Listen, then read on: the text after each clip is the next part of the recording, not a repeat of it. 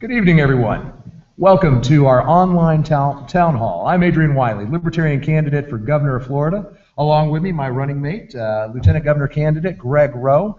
And we're very happy you could join us tonight for this Q&A session, this online discussion about the issues that are going to be affecting Florida in the next 4 years and what our plan is to make your life better and to let you enjoy economic freedom and individual liberty.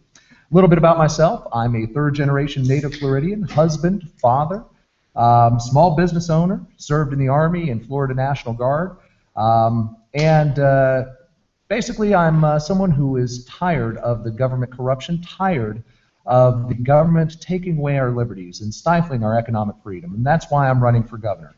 And I'd also like to introduce Greg Rowe. Greg, why don't you tell us a little bit about yourself? Hey, good evening, everyone, and welcome. I am a resident of Pasco County. I grew up here in Florida. We live in Dade City with my wife and 2 children. And like Adrian, I've been just fed up with status quo. And a couple of years ago, I got to know this man and came to admire his efforts, and I've continued to work with him and support him in every way that I can. And I was honored last month when he approached me and asked me to step up as his lieutenant governor. And I hope that I can fulfill those shoes. I think you're going to do a fantastic job. And I guess we'll get right to the questions. So, Danielle, take it away. My name's Danielle Alexandre, and I'm going to be reading the questions for you. Just so that you know, anyone who's here in the audience, if you do have a question, we have a microphone right here behind the stage here, and if you come up there, I will point to you when we're ready for your question. But I have a lot of online questions that have been submitted, so I'm going to read those to you, gentlemen. Adrian, when elected governor, how do you plan to go about creating more jobs or employment in this state? Well, that is one of the things that our economic plan will absolutely do is create jobs here in the state of Florida. And as I go around the state of Florida and talk to small business owners and talk to people who are in the position to create jobs, they tell us one of the biggest hurdles is government interference, is regulatory overreach, is overtaxation.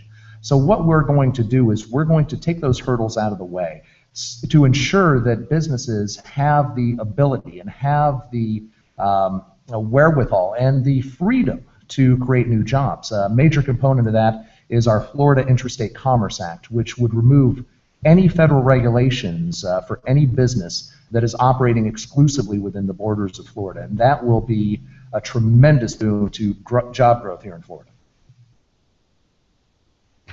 Okay, thank you for that.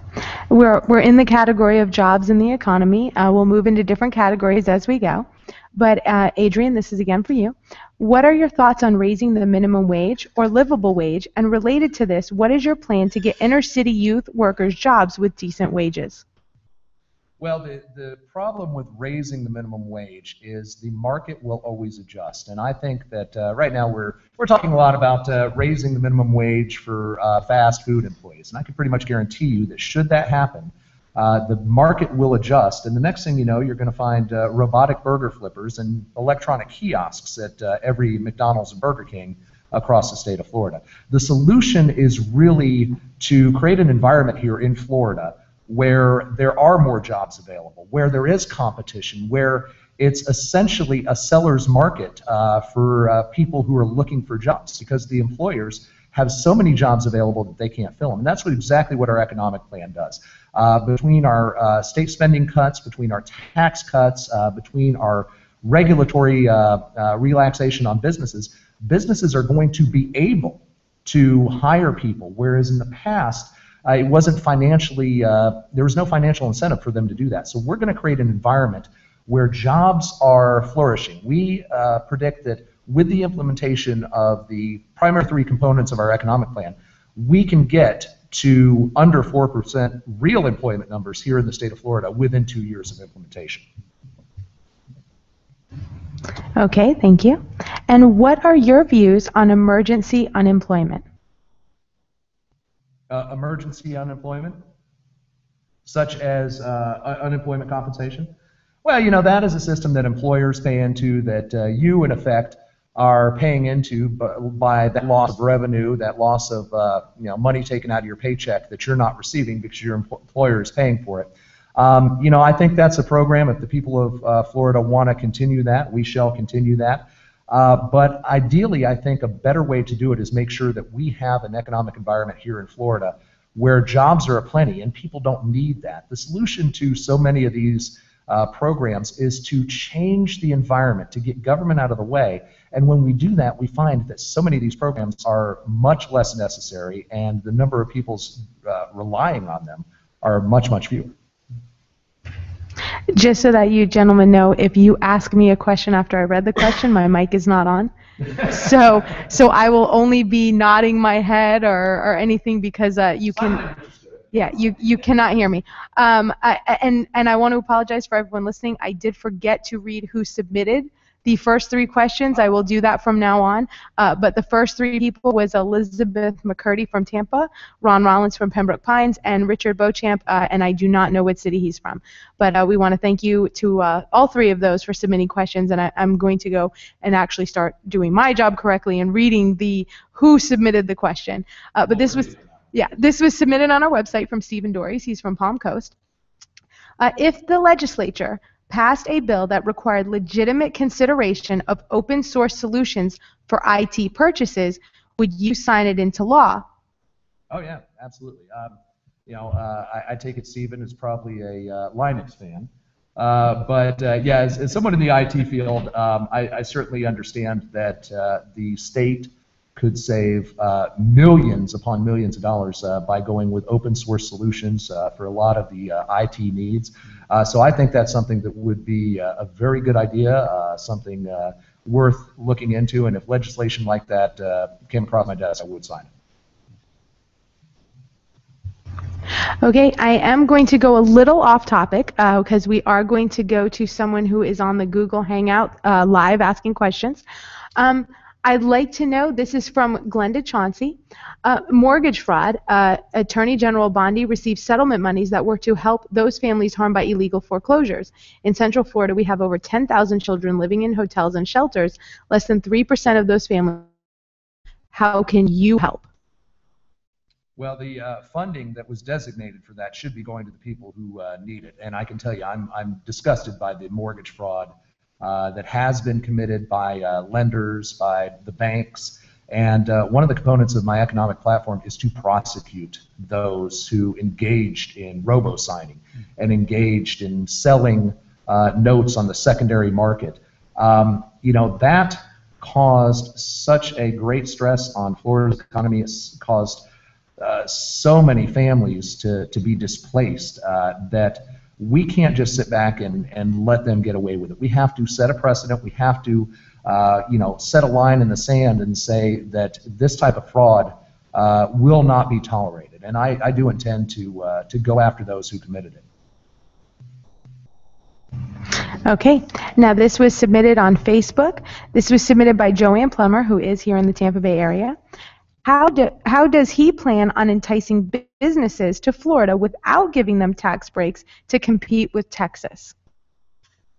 Well, the key to that is creating that economic environment like I talked about. When we, and I'll go back to the Florida Interstate Commerce Act because that is such a critical component of our economic plan.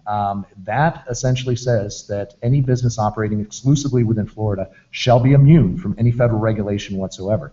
And the reason that we decided to go with that is, A, it's the proper constitutional response, because the federal government lacks the authority to regulate any type of commerce within the state of Florida. They do have the constitutional authority to regulate commerce that occurs between states, but not within a state. And as I go around the state and talk to small business owners, that's what they tell me the problem is. A lot of small businesses have exactly 49 employees in the state of Florida. And the reason that they have exactly 49 employees is because at 50 employees, they enter a different regulatory bracket. And the taxes and the fees and the regulatory compliance costs skyrocket dramatically. So, you have people who are wanting to hire employees today, good jobs too. But the problem is, it's the government interference, because in order to hire that one more employee, if they cross that 50 employee threshold, they would have to spend hundreds of thousands, perhaps even $1 million, and also hire additional people for regulatory compliance, HR. Once we lift those burdens, you will see businesses flocking to Florida. You will see an economic boom here in Florida that we haven't seen in generations. And my hope is that other states see the success that we've had in Florida and try to emulate it so that we can have this happen nationwide. Okay. And this question was submitted on our website from John Morris, who's in Dania Beach. What is your stance on bringing back the tax incentives from the film industry to bring jobs to Florida? Well, as far as the film industry goes, I'm a huge proponent of it. My mother was actually the president of the Florida Motion and Picture and Television Association back in the heyday of the 80s with movies like Cocoon and Summer Rental. She was involved in bringing those movies to Florida. So I grew up with in the movie industry, on the sidelines, pretending to be a key grip here and there. But I can tell you, I do not support industry-specific tax breaks. I don't believe that government should be picking out specific industries to provide either tax incentives or tax penalties or any type of incentives and penalties. But what I can tell you for the film industry and all industries, we are going to cut your taxes. We are going to cut your regulation. We are going to make Florida a much more business-friendly state, which will make it easier for you to operate without having to ask for and be granted those special favors. Greg, did you want to weigh in on that one? No, that's okay. I think you covered it very well, and I agree with you 100%. I'm a small business owner. I understand that the regulations that we all feel and have to deal with them day to day, and it has impacted my hiring decisions and my desire to bring new people on because I simply can't afford it. Yeah. Yeah, and that is something we hear over and over again as we campaign across the state. If we want jobs in Florida, good paying jobs in Florida, we have to get the government out of the way. Okay, and this was submitted by email from Shirley Ann, and I'm really going to pronounce this last name completely wrong. So Shirley, please forgive me on this. It's Olenizjak, and I know that is actually wrong, but we're going to go with that one today. How do you feel about keeping Florida bids in the state rather than looking to other states for bids? I assume that relates to any government projects. I think, yeah, first right of refusal should go to Florida businesses. But the bottom line is if we can get a better price for better quality product or service, we should go with the best company for the job. So I think that keeping it in Florida is important. But if there's a wide discrepancy in quality or cost, we're going to go with the best value for the taxpayers of Florida. Okay, we're moving on to the environment. I know that some of these questions may need a lengthier response than we've had. We're doing very well on time, so I just wanted... No. I'm just letting you know that I know that sometimes these questions can lead into longer answers, and to not be worried about the time at this point because you can actually expand, and we're doing very good on time. Just wanted to let you know the time update because I'm looking and you're not. This was submitted by email from Adrian Morella. You speak a lot about selling off land and cutting the budget. While I'm all for cutting excessive and wasteful spending, I worry about what will happen to the Everglades. The Everglades are not just a national treasure, but a world treasure. It's a treasure that we in Florida especially need to preserve and protect. I worry that cutting too much regulation or selling off too much land could promote further destruction of the Everglades. We've already destroyed enough of it. We as Floridians should be charged with the preservation of this unique environment. There is no other place in the world like it, and we should do our best to preserve it. What are your thoughts on the preservation of our Florida environment in general and protecting the Everglades specifically? Well, as a third-generation native Floridian, Florida's environment is absolutely critical to me. But one of the biggest misconceptions is that government intervention and regulation actually protects the environment. When you really investigate what's going on, you'll find the exact opposite is true. What's going on in the Everglades right now is it is being damaged, and it's being damaged with the rubber stamp okay of the Florida Department of Environmental Protection, with the full authorization of the EPA. That is the biggest problem we face. These organizations, such as FDEP and the EPA, have become nothing but big business, big sugar protectors. They are established so that those who are actually doing harm to the environment can write a check for a fine or write a check for a special permit, and then they have protection. And that's the problem. Right now, Big Sugar is paying certain fees and regulatory compliance charges in order to be able to use fertilizer that ends up in the canals that run off into the Indian River Lagoon and to the Caloosahatchee and contribute to things like algae blooms. So what we're doing right now, the way we have our corrupt system of the Florida Department of Environmental Protection and the EPA, is they are a protection racket for the worst polluters. The same thing is true of the St. John River. Right now we have industries that are dumping pollutants into the St. John River. It's killing it. And yet, the people who are being harmed by it, the people of the Jacksonville area, Duval County, they can't do anything about it because those companies have permission, because they paid the right people, to dump into the river. What we need to do is, A, we need to go after the corruption in the FDEP. We need to go after those who are actually allowing this to happen. Then we need to begin to strip the power away from them so that these government agencies cannot grant permits to the polluters. Now think about it this way. What would be more influential on a business that was engaging in pollution? The possibility that they might have to pay a $25,000 fine, for example, to the Florida Department of Environmental Protection, or maybe a $100,000 fine to the EPA, or a class action lawsuit from the people of an entire region of Florida that ended up in dollars. Which would they be more afraid of?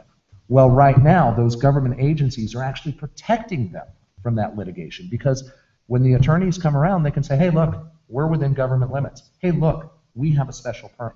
That's the kind of thing we need to get rid of. That's what actually allows these people to operate that way. The second component is we have to understand that the government has been directly responsible for a lot of the environmental crises we're facing.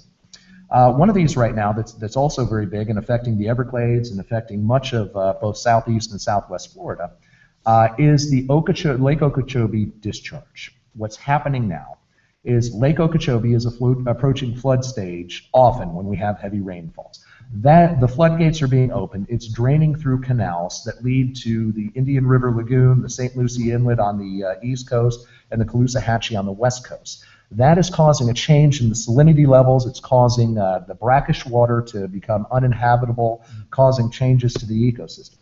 But we have to go back and look at why. The reason why is because years ago, the Army Corps of Engineers decided to take the meandering Kissimmee River and turn it into a straight shot canal. So what happens now is all of the water runoff flows directly from Central Florida down into Lake Okeechobee.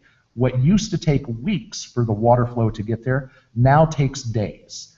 And that's a problem. Okeechobee can't handle that volume of water. In this case, the solution is to kick out the Army Corps of Engineers, to allow the Kissimmee River Basin to be restored to its natural state, so the water has time through the natural process of evaporation and saturation into the aquifer to be dealt with before it reaches Okeechobee.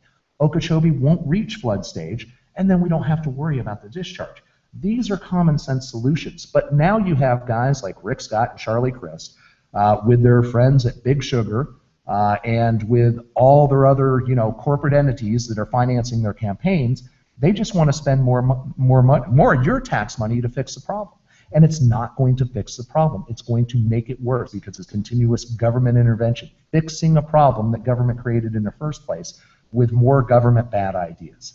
The plan should not be to add government to it. The plan should be return these ecosystems to their natural states by returning them to their natural processes. That's a much cheaper way to go, and it's the right way to go.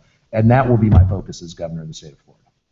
Yeah, let me just add that also you see the state and the counties acquiring land that is not being used for protected purposes. Right. It's not any kind of protected land. It's being used for government expansion. Right. And we're talking expansion that they're predicting for the next 10 or 20 years. They're taking our current tax dollars and investing in land and tying that up and not allowing industry or commerce to use that, and planning on government growth and expansion way beyond what they are today. And I think that there's a lot of room there for the state to let go some of that land and return to the private use. Yeah, and thanks for bringing that up. I actually forgot the land component of that question. You know, currently the government overall, state, federal, owns about a quarter of the state of Florida.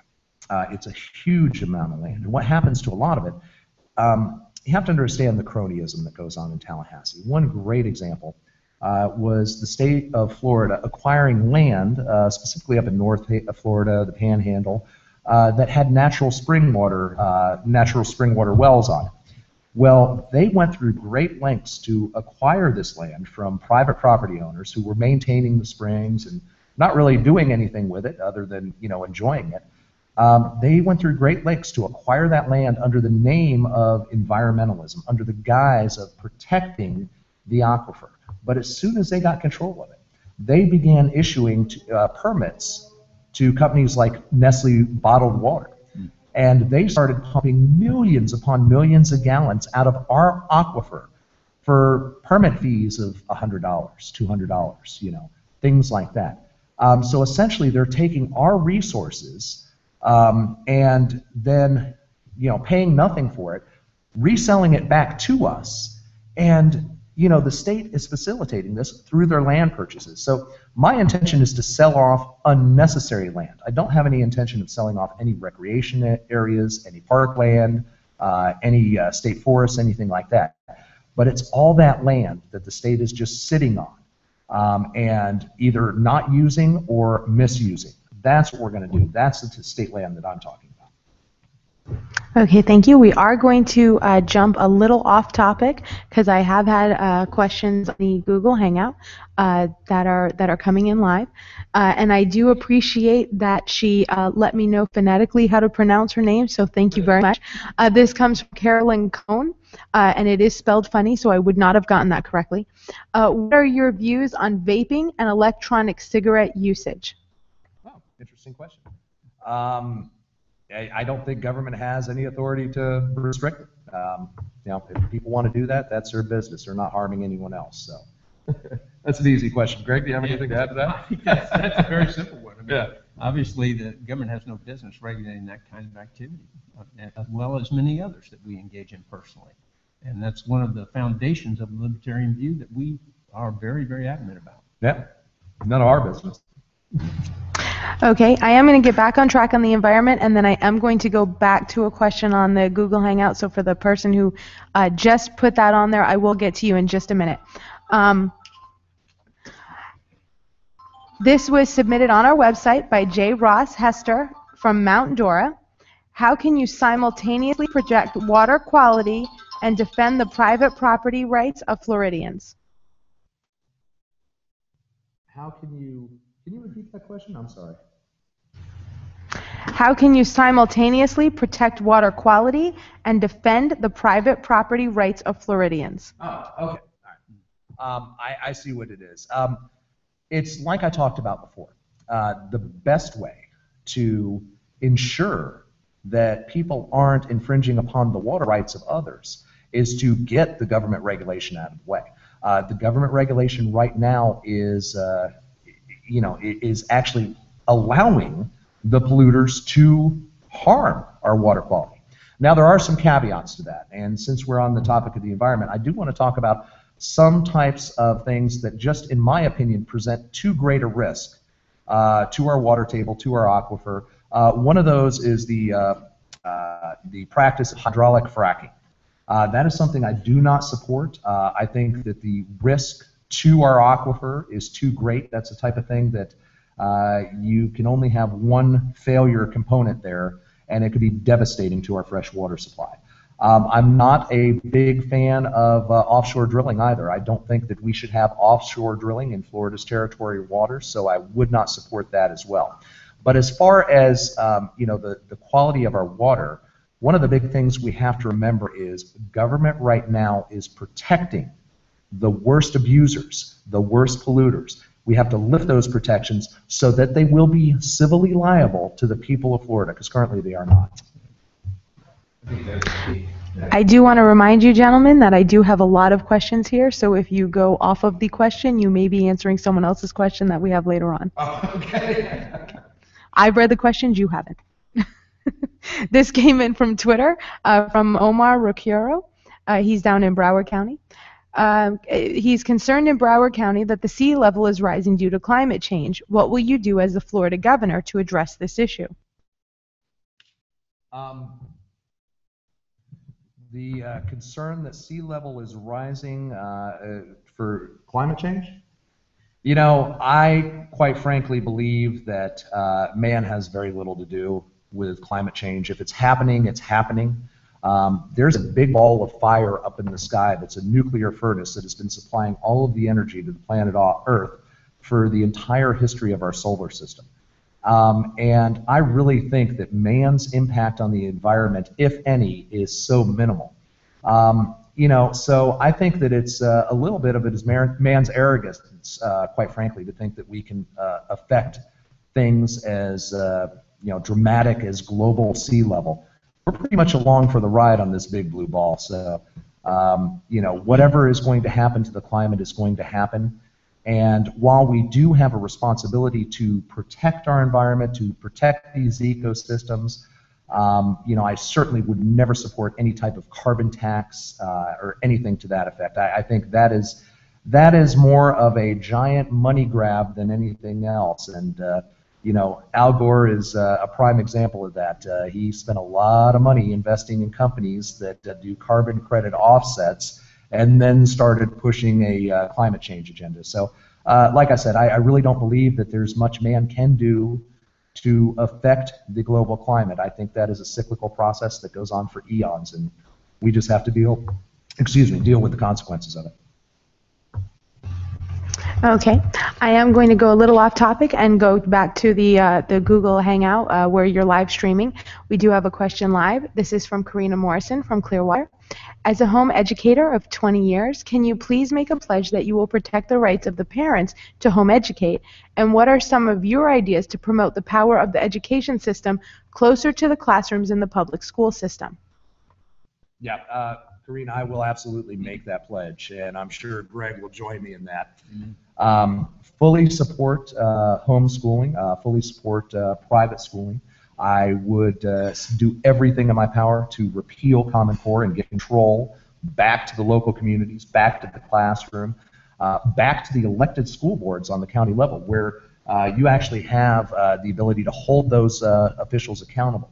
When we start to push education up to the state and federal level, you know, we lose accountability. It's a lot easier to pick up the phone and get your school board member on the phone, which I've done several times over the years, and than it is to get some bureaucrat in Tallahassee or some bureaucrat in Washington. So absolutely, I will make a pledge to do everything I can to protect the rights of parents to homeschool their kids. And Greg, why don't you jump in there as well? Well, my wife and I homeschool our own children, and so we know firsthand exactly what you're facing. And I will tell you that we support very strongly the right for families to raise their children as they see fit. I think that's part of the freedoms that were provided in our Constitution.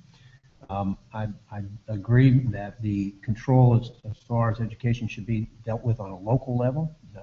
National control of education has to be basically eliminated because it is causing a lot of problems. And as parents, I think that we know better than they do what our children need and how they should be educated. So I think you'll find that we will support homeschooling and the efforts of parents to raise their children as they see fit. Here. While we're on the topic of education, I think I'm going to stay on this for just a second and kind of skip over a couple of the questions in the line there, but I promise I'll get right to them. What are your feelings on Common Core, and what would you do to implement it or repeal it in the state of Florida? Yeah, if Greg and I are elected, you can guarantee that we will do everything in our power to repeal Common Core. Like I said, we'll get the control back to the local level. Common Core is not just a very questionable curriculum. I can't figure out the math. I've tried several times. It's nonsensical to me, and I consider myself a fairly bright guy. But beyond that, it really is. It's an unconstitutional takeover. Nowhere in the Constitution is the word education there. The federal government has absolutely no authority. And like so many other programs, what they do is they dangle that carrot of money in order to bribe us, with our own tax money, by the way, to surrender our rights, both our rights as individuals, as parents, and as a state. The state retains all powers not specifically granted to the federal government. And by Charlie Crist, as governor, taking the race to the top money, and by Rick Scott actually implementing Common Core over the past couple of years, we've gotten to a point where we've essentially surrendered our responsibility to the federal government for curriculum. And also, we've bought into a lot of the much more egregious and much more dark and Orwellian, for lack of a better term, components of it, with the data mining, with the biometrics. Recently in Pinellas County, my son and I were involved in a situation where they were installing palm scanners in lunchrooms, and we actually fought to have those removed. In Polk County, they began to install iris scanners in the schools before parent outrage had them removed. But these are all components of Common Core. So Greg and I will do everything in our power to reverse that, to repeal it, and return the power over your kids' education back to you. Do you want to? No, I think you said it all. I mean, we believe in the parents' right, like I said, to raise their children and educate their children as they see fit. And I think that any control over education on a public basis ought to be on a local level. And that's something we will support 100%. Absolutely. Okay, I'm going to go to a question from the website. This is from Adam Geithner from Niceville. Will you repeal the law allowing illegal foreign nationals to attend Florida schools for the cost of in-state tuition? And if you hadn't guessed, we're moving on to immigration. Okay. All right. The answer to that question is, yeah, I'd love to repeal that. I would have never signed that bill in the first place. I don't believe that people in the state illegally should receive any state benefits, any state entitlements. I think that's the right way to go. So I would have never signed that bill in the first place. Now, in order to repeal it, we will need an act of the legislature. So if once we're elected, once we get into office, you're going to need to light up the phones of your state legislators in order to get that accomplished. Okay. This is also from the website from George Fuller from Sarasota. Would you push for mandatory e-verify for all workers in Florida to ensure that they are legal workers? No. And that's a topic that you have to understand the underlying purpose of this. That is actually another backdoor government effort to trick you into surrendering your rights. You have to understand this is an additional component of the Real ID Act. This is an increase of the push for a national ID card. And so in order to understand this, you have to first understand the motivation behind the government's push for this. It has nothing to do with immigration. It has nothing to do with illegals voting, illegal employment. What it absolutely has to do with is ensuring that the government is cataloging all citizens. Now, if you're sitting at home, I want you to go ahead and do something for me. I want you to take out your driver's license right now. And I want you to look in the upper left-hand corner. And if that driver's license has a gold star on it, you are part of something called Real ID. And that means when you went to renew your driver's license and you surrendered all that documentation, your birth certificate, your social security card, your utility bills, your marriage license, your divorce decree, sometimes your bank statements, when you gave up all that information, you weren't just proving who you are. That was all scanned into a national database. Now, the other thing that happened is when they stood you in front of the blue background to take your picture, they weren't taking a photograph. What they were doing is they were actually taking a biometric facial recognition scan. That biometric facial recognition scan is uploaded into a Department of Homeland Security database. And that is now being integrated with surveillance systems throughout the state of Florida, throughout the nation. And that information is being shared with both federal and local law enforcement agencies, as well as international agencies. So now, all your biometric information, all your personal information is in a database that virtually anyone can access, exposing you to identity theft and taking away your Fourth Amendment rights.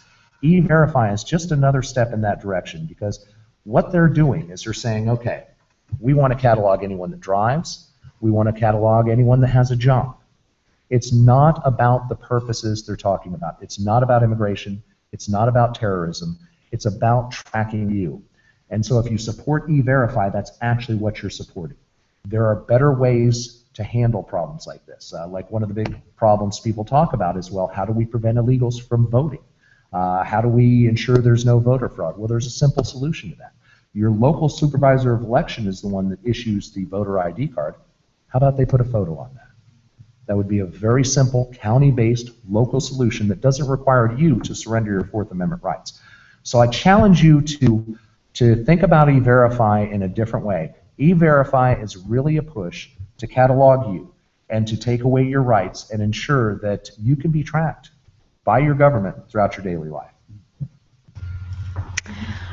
I have one more question in immigration, and then we're going to move to the live questions, which will just be very random. Okay. But the last question, and it is something that we get in the email, but I don't have a person specifically submitting it at this point. What will you do about the illegal immigration problem here in Florida and the people who are currently here illegally? Well, I got to tell you, there's not much we can do.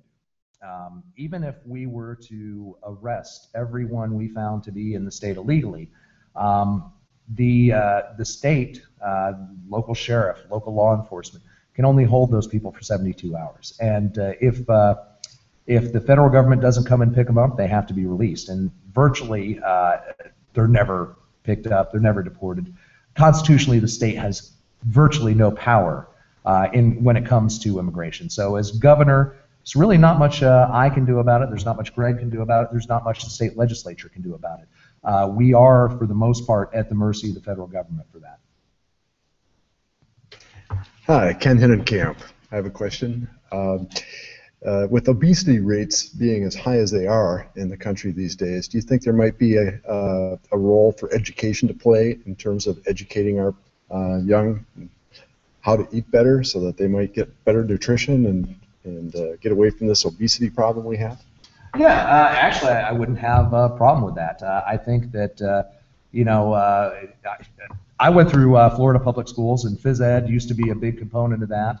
But again, that should be the type of thing that should be on a state or a local level, as opposed to a federal mandate, even a state mandate. That's the type of thing that if you think that your local school should do that, pick up the phone and call your school board. But in theory, yeah, I think that's a great idea. Let's get back some dodgeball and all that sort of thing. But phys ed seems to have taken a back seat, though, in public education over the years. Okay, we're going to the live questions that are typed in here, not from our audience. But I do have to remind anyone in the audience, if you have a question, just come right up here and we'll make sure you're the next one. You get a little jump in the line because you guys got here. So we have a question from Deb Casso. She says, fluoridation of public drinking water. What is your opinion of this?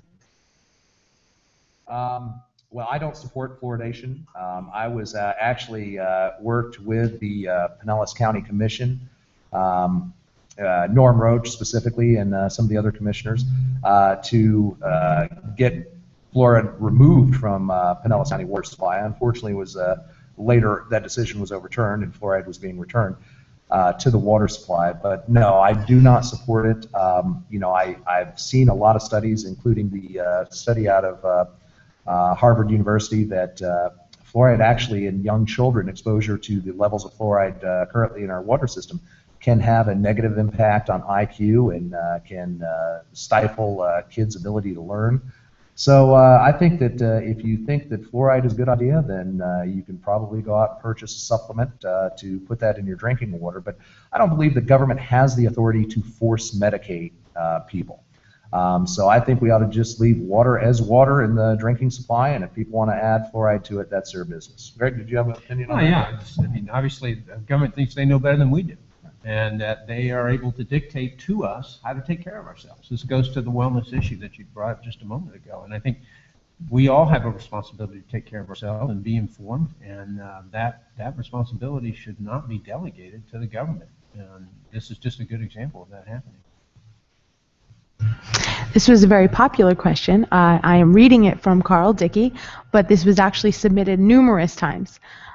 Will you support automatic restoration of rights by those who have completed their incarceration or parole sentence? Yes, I do support that. I believe when your debt to society is paid and restitution is made to the victim, that's an important component of it. But when your debt to society is paid, your rights should be restored. I think that is a key component. I don't think that our founders ever envisioned that we should punish people for life for these types of indiscretion. If that were the case, then all these sentences should be life sentences, essentially. So yeah, I would support automatic restoration of rights. Greg, do you have anything on that? And the bottom line is we're throwing far too many people in jail today in prison, and it's destroying lives, it's destroying families, and it's destroying an environment where people have an opportunity to basically get back to work and be productive in society. And if we limit that ability by taking away their rights, then we are contributing to that. I think you have to allow people to make amends for what they've done, and then to be able to restore them to a place in our community where we can accept them and that they can be a citizen just like the rest of us, contributing citizens. Well said. Okay, this comes from Andrew Nappy. You are the only candidate who has signed a written pledge to uphold the 10th Amendment. We know that federal officers operating in Florida violate the rights of our citizens daily, the legislature, and both your opponents. How do you feel about that? You're exactly right. It's sad because all elected officials take an oath to uphold and defend the Constitution. And either most of them don't understand it, or most of them are lying, because very few actually do. And yes, I am a vehement proponent of the 10th Amendment to the United States Constitution, which essentially says that any powers not specifically delegated to the federal government are retained by the state and by the people. And I think that's absolutely critical. That was something to prevent, even though the body of the Constitution, Article 1, 2, 3, laid out what the authority of the federal government was. When our founders came around to the Bill of Rights, they wanted to just clarify that again, and they put in the 9th and 10th Amendment, which were critical. They were kind of like the exclamation point on the document, that federal government should be limited, state government has more authority, but the people have the most authority, and that these rights and these powers, we're letting the governments that serve us borrow the powers. They don't have it inherently. We're granting it to them for specific purposes. And the 10th Amendment really drives that home, and I have sworn to uphold that, and I have signed the 10th Amendment pledge, and I'm absolutely thrilled to have the opportunity to do that. Do you want to? Well, I think we as a people are responsible for putting those people into office. We have just as much an obligation to understand our Constitution, to understand how it should be applied, and to understand that the men that we put up there are able to execute it. And the problem today is that we're sending men up there that don't have that. That's our responsibility. That's our fault. We as individuals have to know and understand our own Constitution as well enough, not just them. I think each individual citizen of this country should be able to understand the Constitution well enough to be able to know whether those individuals that they send to office are fulfilling that obligation. Okay, I am going to move from the live questions. I will get back to those, so please submit your questions, and I promise as many of them as I can, but I have a lot of other questions that have been submitted in a lot of places. So I do have one. We are going to move into insurance. So Greg, these are going to mostly be for you. We would like to know Adrian's opinion if it's warranted, but we're going to go for the expert on this. So Greg, this was submitted on Facebook by Robert Costa, and his question is, what is your plan for dealing with the out-of-control homeowners insurance costs? Now, before you answer, I would like to remind you that you have to be at the table so that we can hear you better on the microphone. Okay. There you go. Okay. Good. Robert, good question. If you look at the historical activity or premium levels of homeowners insurance, we did not have a problem until just the last 20 years. Why is that? Well, that's because the government's gotten involved in the insurance business, and particularly in the homeowners insurance business in Florida. And prior to that, what was governing rates? Supply and demand. And it is our belief that if you allow supply and demand and an open marketplace to exist within a state, that you will see rates fluctuate. Yes, sometimes they will climb, but then ultimately, what? They will drop as well, because we know that the law of supply and demand will work very, very, very well in the insurance environment.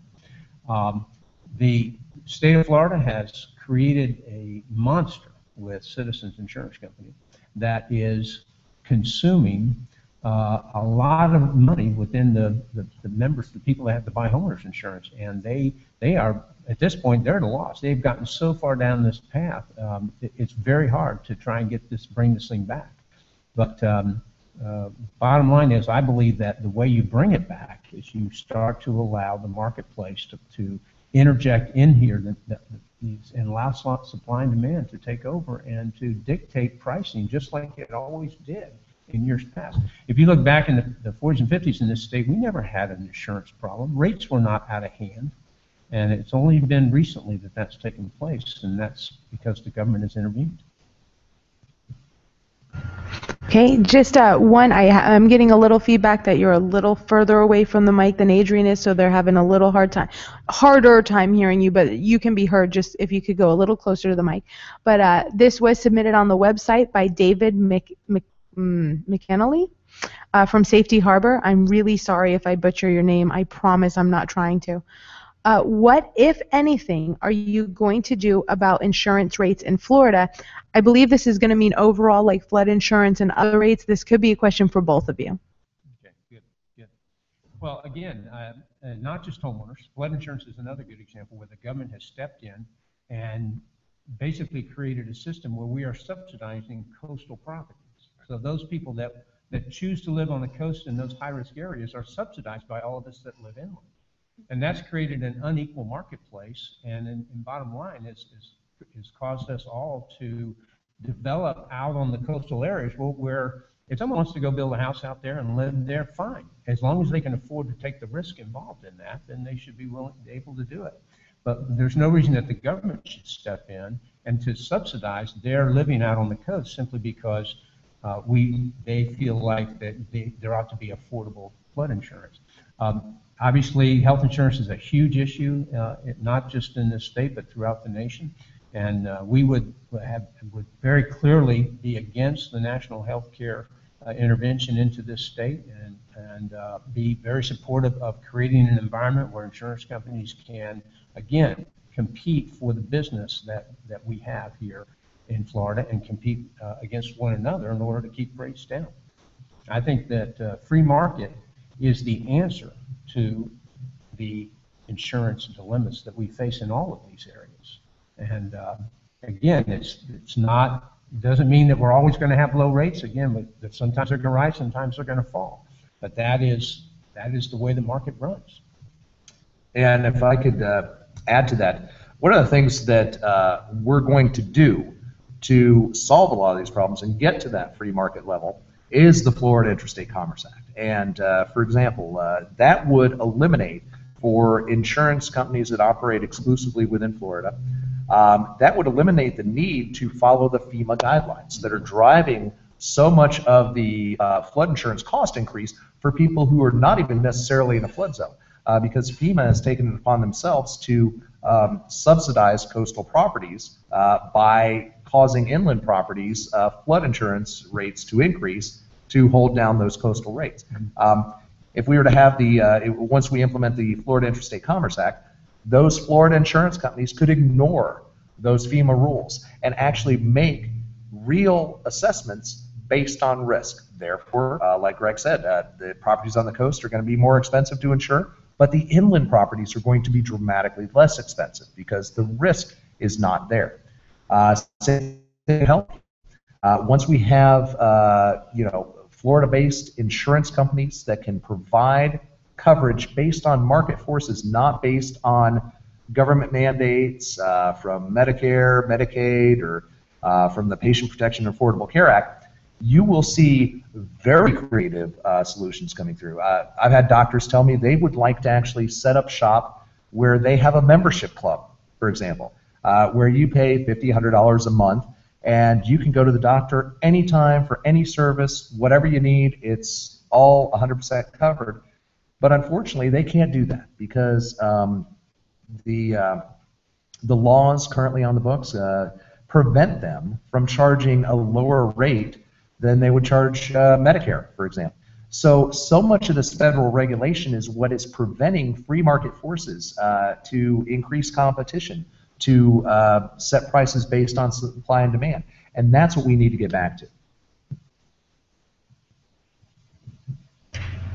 Okay, I am going to take one from the live Google Hangout since we are on the insurance topic and someone has posted a question about that. We're going to go to that one. This is from Jane Hodes. We are the one of 2 states that still has PIP insurance. Would you get rid of it to decrease fraud? Yeah, I do believe that PIP insurance has created a huge problem here in Florida.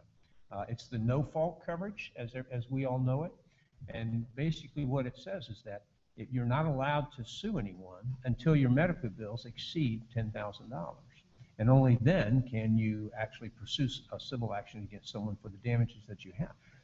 That $10,000 coverage is required to be purchased by everyone on their personal policy. It's not an expensive coverage per se, but what's happened is that it's created a whole industry of fraudulent medical claims because this is easy money that's written by the insurance companies. Just as soon as they receive a medical bill, it's paid without very much scrutiny. There have been some efforts recently to control that. But again, I think that a lot of this is related to regulation on the insurance industry that we are looking to eliminate. Why should we be restricted in our ability to pursue damages against a third party? Why should we have to wait till we hit a certain threshold before that can take place? I think we should have the freedom to pursue individuals if we wish under a civil law. So yes, my position would be that the PIP program is outdated and creates a false sense of security. Okay. This was a question submitted on Twitter by Omar Ricuro in Broward County again. He says, please explain your position on Obamacare and the Medicaid expansion. Will people who do not get that still have affordable care? Yeah, and I think, first of all, I do not support Obamacare. I seek to nullify it here in Florida. I will not expand Medicaid. In fact, I believe cuts can be made to Medicaid by reducing the waste, the fraud, the abuse, not taking that safety net away from the people who are truly in need, but to make some common sense changes that could save Florida taxpayers potentially billions of dollars. One of those specific changes is, I'm sure a lot of you have seen the billboards around the state of Florida that say emergency room wait time, 8 minutes. Well, one of the reasons that we're starting to see that and that hospitals are actually advertising their wait times is because Medicaid recipients currently go to the emergency room for any minor ailment, a cold, a sore throat, a minor sprain, things of that nature. They end up in the emergency room as opposed to a primary care physician or a walk-in clinic. Instead of the state getting a bill for $50, $100 as if they had gone to a walk-in clinic, the state ends up with a bill for potentially $5,000 or $10,000. Now, one of the common sense solutions to reduce the cost of Medicaid for Florida taxpayers is to tell Medicaid recipients in hospitals that, hey, for non-emergency services, do not treat Medicaid recipients in the emergency room. And tell the Medicaid recipients, hey, just go to the walk-in clinic. Go to a primary care physician. It's as simple as that. Folks like me who pay for their own insurance or pay for their own health care, probably like you, you wouldn't go to the emergency room for a cold because you're probably going to get stuck with, even if you have great insurance, you're probably going to get stuck with a $500 bill for that. Whereas if you go to your doctor or your walk-in clinic, you're going to get $20, $50 bill, something like that. So it just makes sense to do those sort of things. So I would not support Obamacare. I would not support a Medicaid expansion. And we're actually going to find ways to cut Medicaid without taking away that safety net from the people who are truly in need, just by cutting the waste and abuse. Yeah, as a matter of fact, next week we'll be holding a healthcare summit, and we'll be talking to medical professionals about the burden that Obamacare places upon them, and that administrative and overhead is being passed on to all of us. And affordable healthcare is being affected significantly by this legislation. And we're bringing together these medical professionals to come up with ideas on how we can improve the system. And we believe that a direct care approach to medical health care is a very valid option that we should be free to pursue without the restriction of government telling us and telling the physicians that they cannot operate that way. Okay, I'm actually going to combine two questions because we are getting close to the 8 o'clock time frame, so I want to make sure we get as many questions as we can if possible. And I think that these two will go together nicely, so I'm actually going to combine a question from Joy for Liberty from our Google Hangout and one that was submitted by email from Shirley Ann, who has the last name who I absolutely butcher and I'm not going to say again. So, these two, I'm combining this into one question, but I wanted to give both of them credit. Is there anything you can do as governor about the ridiculous public... Oh, no. I moved. Oh, here we go. She had two questions here. How do you feel about bureaucrats interfering on the decisions made between patients and doctors? Should the government be able to make therapies illegal just because of the alphabet agencies that haven't blessed them? And how do you feel about medical cannabis? I'll start with that, and then we'll go to Greg. No. The government should not interfere in the doctor-patient relationship in any way. I do support medical cannabis. I support Amendment 2. In fact, I support full legalization of marijuana. I don't believe the government has the authority to tell otherwise law-abiding citizens what they can or can't put into their own bodies, so long as they're not harming anyone else. I look at it from a lot of different angles. One of them is the freedom issue, like I discussed. But another is a pragmatic and a historical context view. And, we have spent trillions and trillions of dollars on the drug war. It's an abject failure. We still have, people using drugs, across the board. We incarcerate, incarceration rates in the U.S. are the highest for anywhere in the world. That includes nations like China and communist regimes. Also, we're spending so much money, we're incarcerating so many people, but making these things illegal actually contributes to the violence, actually creates the black market, actually creates the drug gangs and the Mexican warlords. If marijuana were illegal, for example, you wouldn't have Mexican cartels beheading people and putting them on posts on the border. What you would have is corporations worried about quality control for their farms. That's the kind of thing we need to think about. The only time in this nation's history where people were killing each other over alcohol was during the Prohibition era. And it was the Prohibition era that actually created organized crime, actually created the mafia. So by legalizing marijuana, we're actually taking all those things away. We're taking away the violence, taking away the crime, making it so we're not incarcerating as many people, so we're not spending a fortune to keep them incarcerated and to prosecute the war on marijuana. And the other thing is, we're going to start getting back some of our liberties. So many of our liberties have been lost in the war on drugs. For example, today we have a situation where law enforcement can kick in your door with no-knock warrants because of the war on drugs. That's a real problem. And that's changed over the years, and it's something that I find to be a violation of the Fourth Amendment, a violation of due process. That's not what we intended, and it's because of the drug war that we got to that point. So I think I went a little long on that one, so why don't you... No, I think that was very well said, and the other direct effect of this in the drug wars that take place is the destruction of the family. Yeah. These young men that make mistakes at a young age and are imprisoned have a criminal record that does not allow them, once they get out, to be contributing members in our society, to support their families by getting jobs because of this criminal record that they have. And sending these people to prison and creating and destroying their ability to be productive citizens in our society is something that we, I think, need to put into. And by legalizing not just the medical but also marijuana in general, we will reduce significantly the number of families that are unable to survive because of the fact that they are burdened with this criminal record. Okay, we're going to go to a fun question just to lighten the mood a little, because that got yeah, I got a little heavy. We're going to laugh a little. This is a legitimate question submitted on Twitter by Julie Ferguson, and she asked, candidates love publicity, and I'd be curious, what is your favorite TV show? I'm a little embarrassed to say this, but I have to be completely honest. My favorite show is a cartoon, South Park. So. I'm not sure I've admitted that one. I'm a Trekkie myself. Always have been, always will be. So that tells you a lot about me. And it pretty much sums up that we're both kind of geeks. Yeah, exactly. Okay, good. I am going to get one from the Google Hangout. This is from Dana Moxley Cummings in Valrico.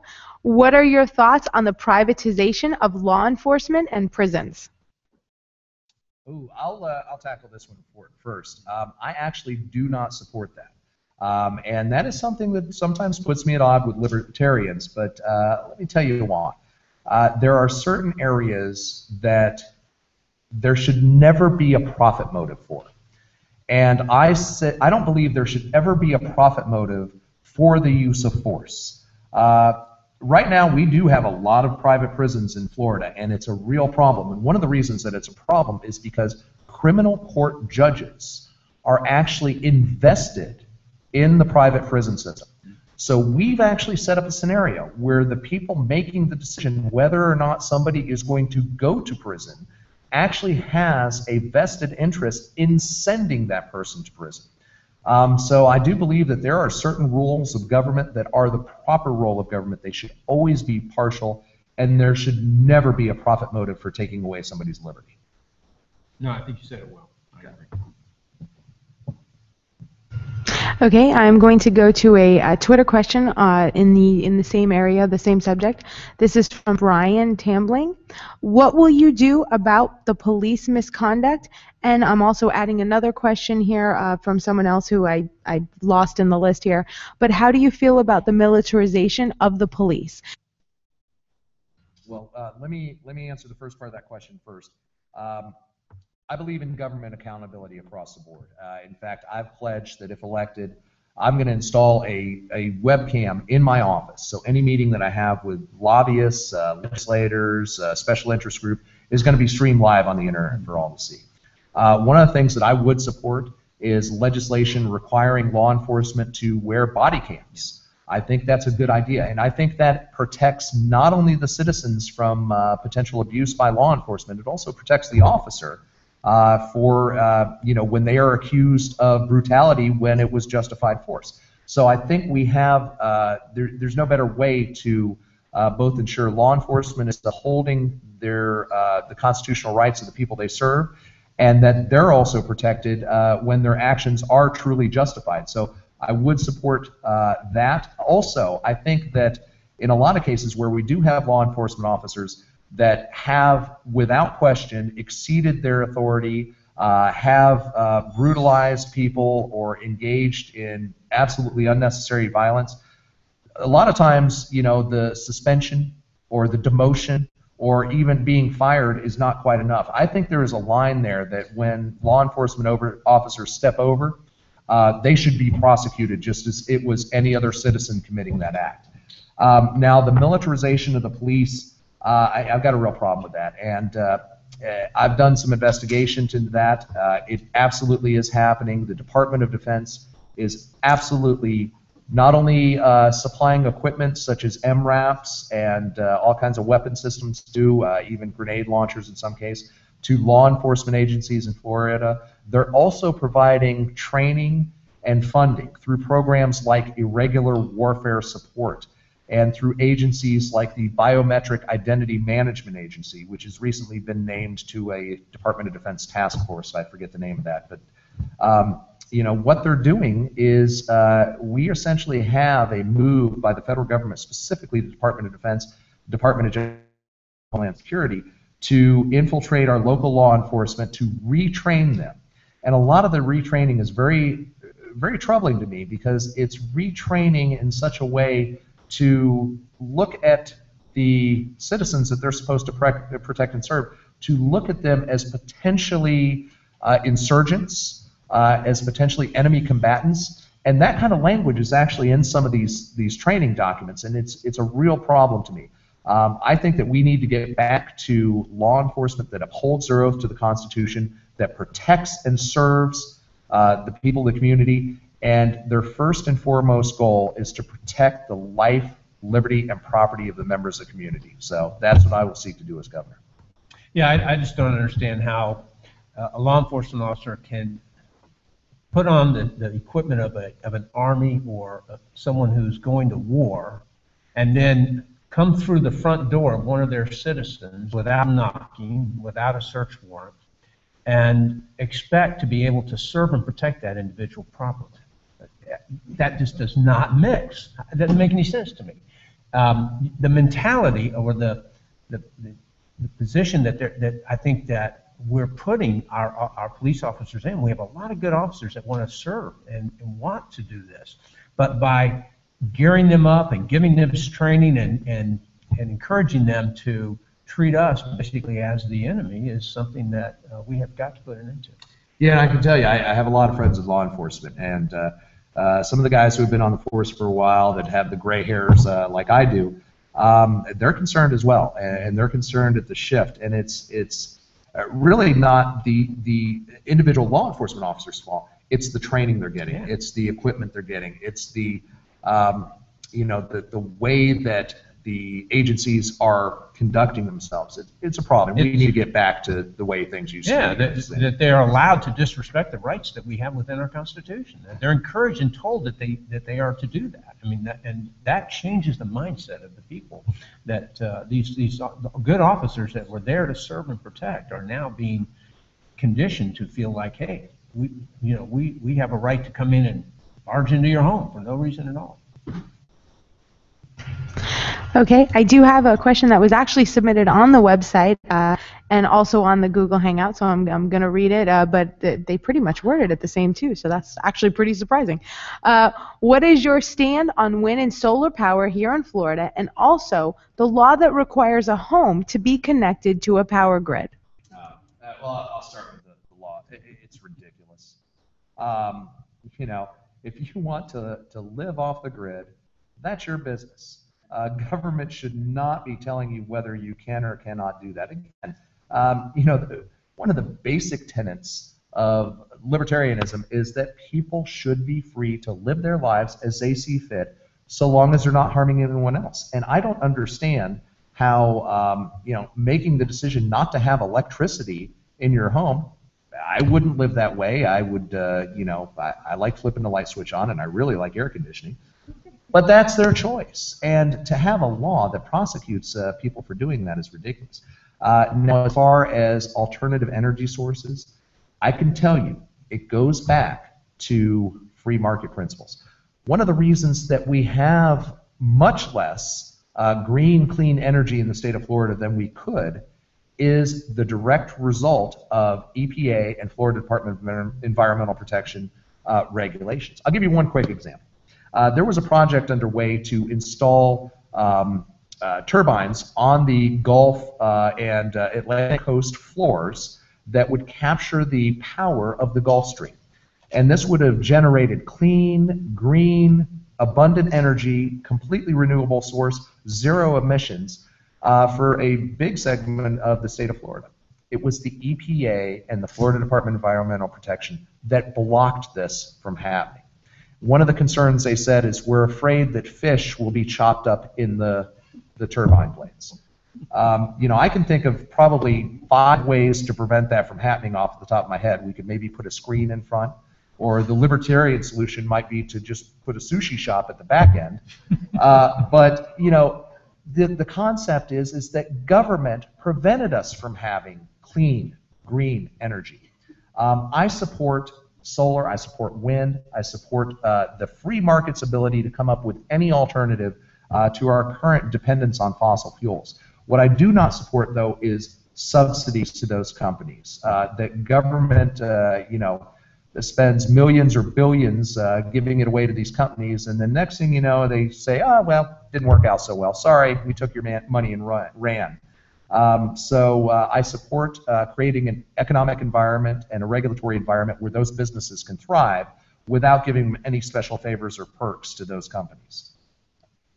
Yeah, I think obviously this is another example where the government has created a monopoly in the power system and has exercises complete control over pricing, regulation, territories that they cover, and has just made a real mess of it. So I think that this is just another perfect example of where we would push the government out of the role to the extent that we have the ability to in Florida and allow people to operate and live their lives as they choose.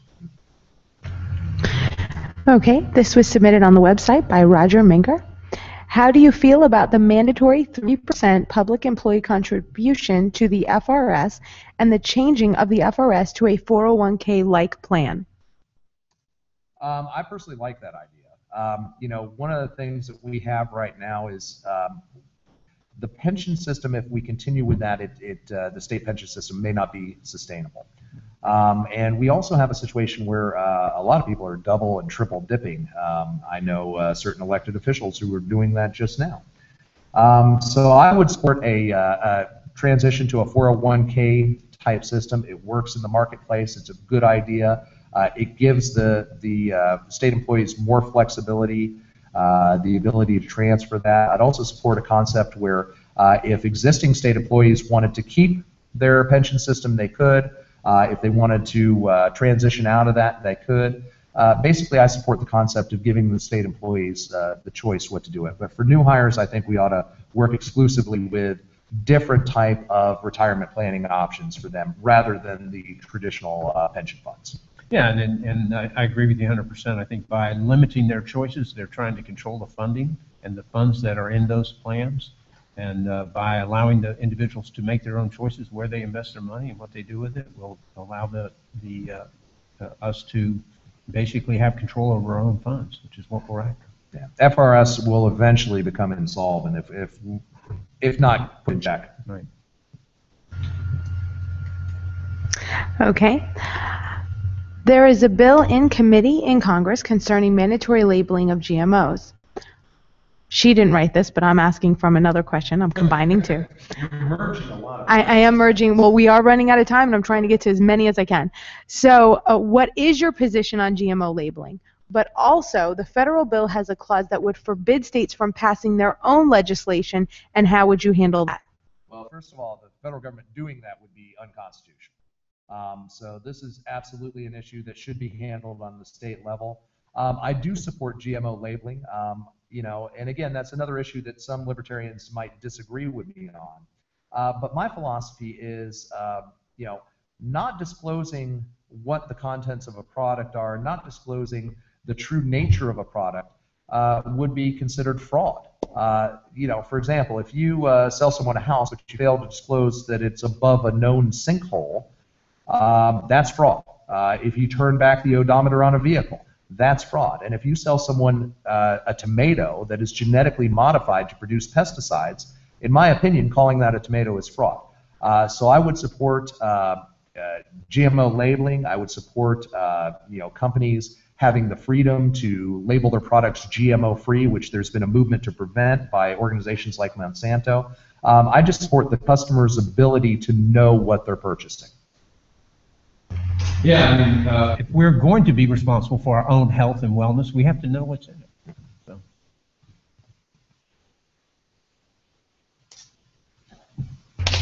Okay.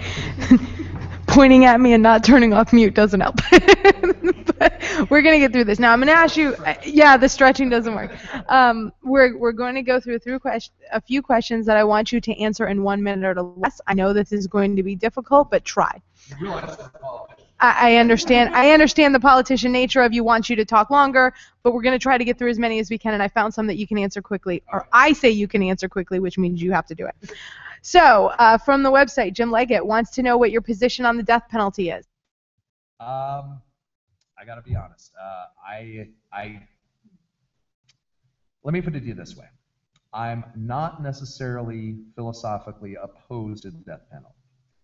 Having said that, I have never been in a position where I've had to sign a document to take someone's life.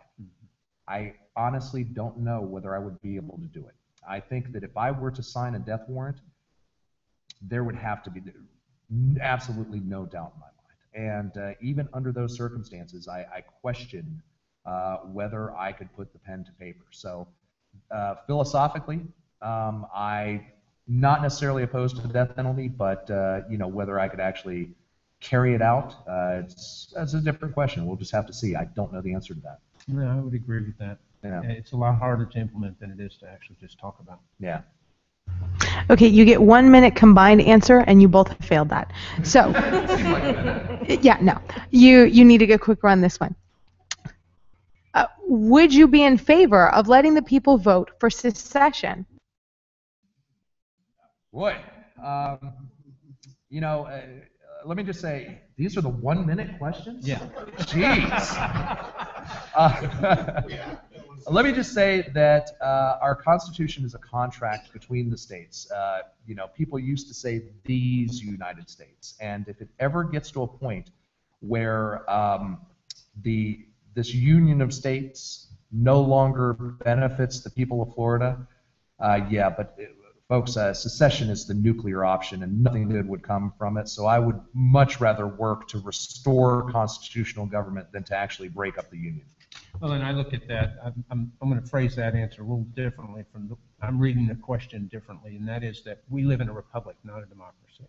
And constitutionally, the representatives that we elect would make that call, not the people of the state. Are you in favor or opposed to forced vaccinations? Opposed. Yeah, that should be every parent's decision, that it should not be forced. Absolutely, I agree.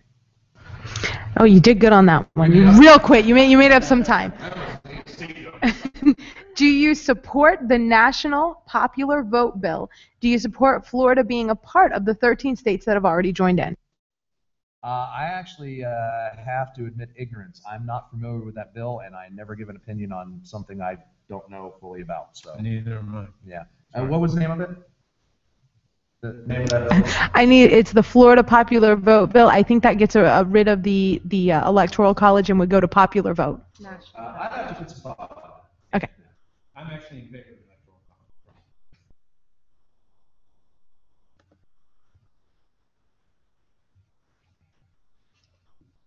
What, now we're too quick for you? Yes, now I have failed.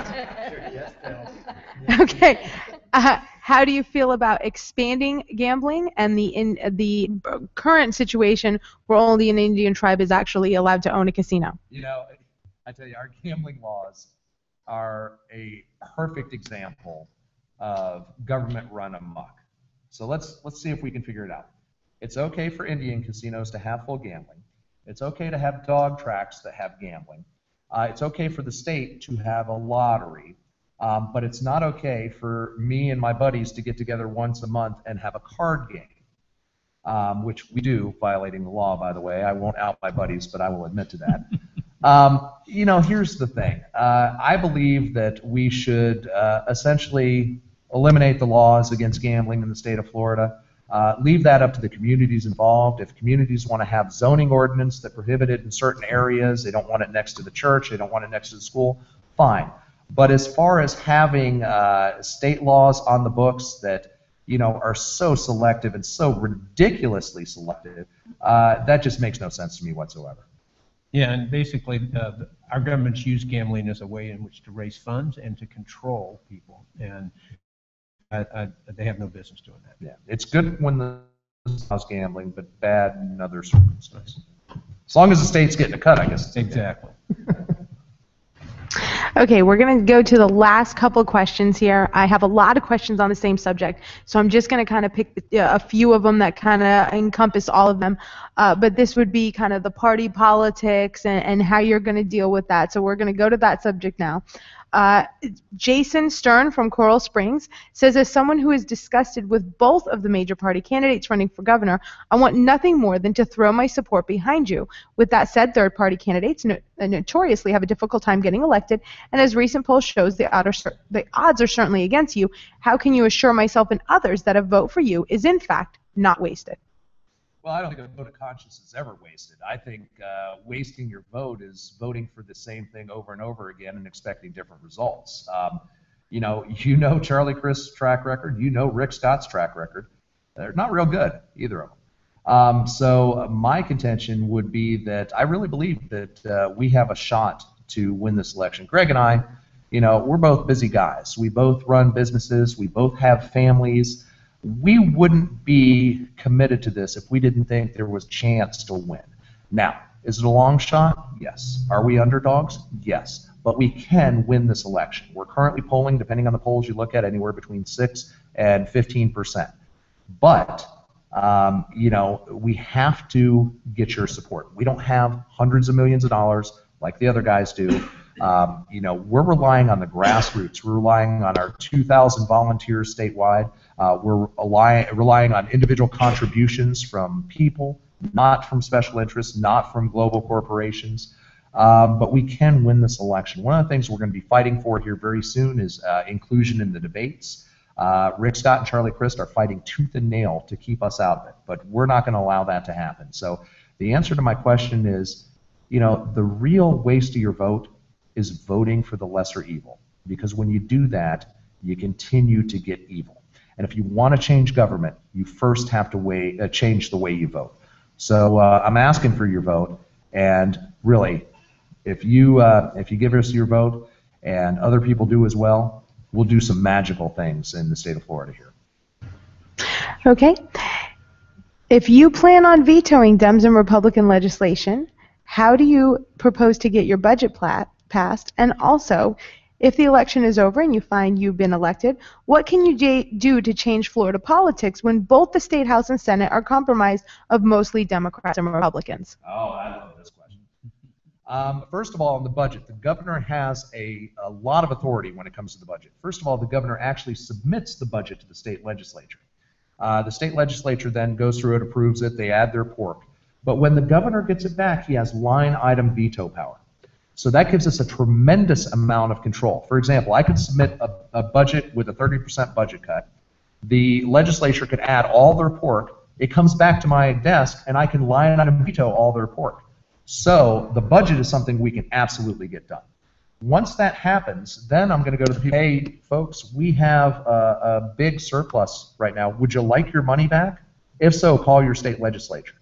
That's exactly what we're going to do. We want to implement our 100% homestead tax exemption, which says that if you own a home here in Florida that's eligible for homestead exemption currently, you would pay no tax whatsoever.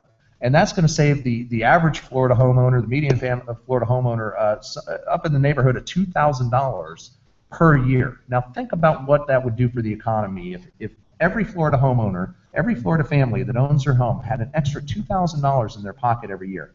It would be monumental. So that's the kind of thing we can do. And once that we get the budget passed, which we will be able to do, we will have the upper hand. We will be able to bully those Republicans and Democrats who don't like that sort of thing into passing the legislation that we're looking for. And the other side of the equation is, as governor, I'll have the power of the veto. And I intend to veto everything coming out of the state legislature that that fails on any of the following 4 criteria. It's not constitutional, it doesn't solve the root cause of the problem, we can't afford it, or it's not a necessary proper role of government. And most of the bills that I've seen coming out of Tallahassee over the past several years fail on at least one of those criteria. So essentially we're going to bully the state legislature like they've been bullying us for a long time, and I think we're going to shame them by going directly to the people into voting the right way for a change.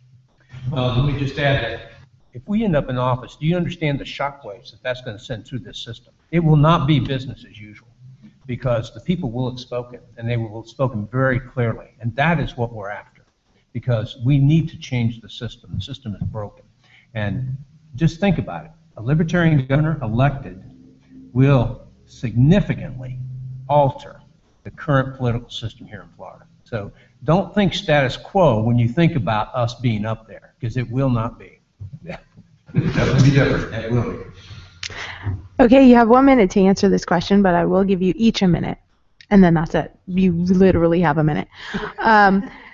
First day in office, what's your priority? Number one priority is to install the webcam, set up real accountability, and then start going around to the other legislators and say, hey, look what I just did. How about you do that too? It's a first step in getting the corruption under control, and getting the corruption under control is the first step in the process, because until we get these crony contracts out of there, until we get this good old boy network out of there, we're not going to be able to do a lot of the other things we want to do. So establishing accountability day one and taking the lead on that's going to be my highest priority.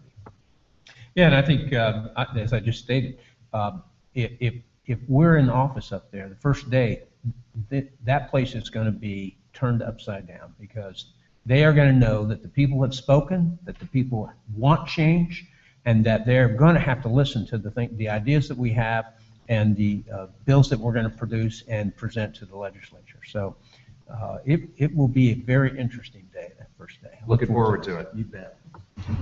Okay, gentlemen, I want to thank you both for being here and answering all the questions, and I apologize for anyone whose question we didn't get to. We had far more questions submitted than we had time in an hour and a half, but we will be doing more online town halls, so we will keep your questions for the next online town hall, and of course actually be taking more so that we can continue to do this. We'll be doing this throughout the month of October because we want to make sure to stay engaged with the voters. But gentlemen, you have 2 minutes each to say how you felt about tonight, thank everyone, and say goodnight. So 2 minutes, please. It was a good time. Next time, I wonder if we can get like a monitor so we can see the people asking the question, like a two-way communication. That'd be cool. Yeah, I just want to say that we can do this. But it's going to take your help. We really have an opportunity to shake up the status quo, to turn everything on its head, and to start moving back towards economic freedom and individual liberty, to get government out of our walls, out of our bedroom, out of our bodies, out of our business. So that's really what we're asking you to do. Donate to the campaign. Go online to WylieForGovernor.com and give us a donation. Volunteer for the campaign. Spread the word. Tell your friends. Tell your neighbors. Because that's how we're going to do it. We're going to do it the old-fashioned way. We're going to do it the grassroots way. And with your support, we can get to the 33.4% that it's going to take to win this election. You know that Rick Scott and Charlie Crist, they can't be trusted. They're corrupt. They're criminal, quite frankly. So don't waste your vote on that. Don't keep voting for evil, because that's what you're going to get. You're listening today because you want change. And that's why I'm here. That's why Adrian is here, because we want change. We stepped up. It's time for you guys to step up. Do whatever you can in your community, talking to people, getting the word out, handing out information. That's the way this is going to take place on a grassroots effort. We do not have the money that these men have. We do not want the money that these men have. What we want is the people to step up and make this election count. That's what we're asking you to do today. Thank you. Thank you. All right, and thank you everyone for listening. And again, stay on our website, WylieForGovernor.com, WYLLIEFOR Governor.com. There will be many more of these town halls, and we thank you all for listening. Thanks everyone for coming out tonight.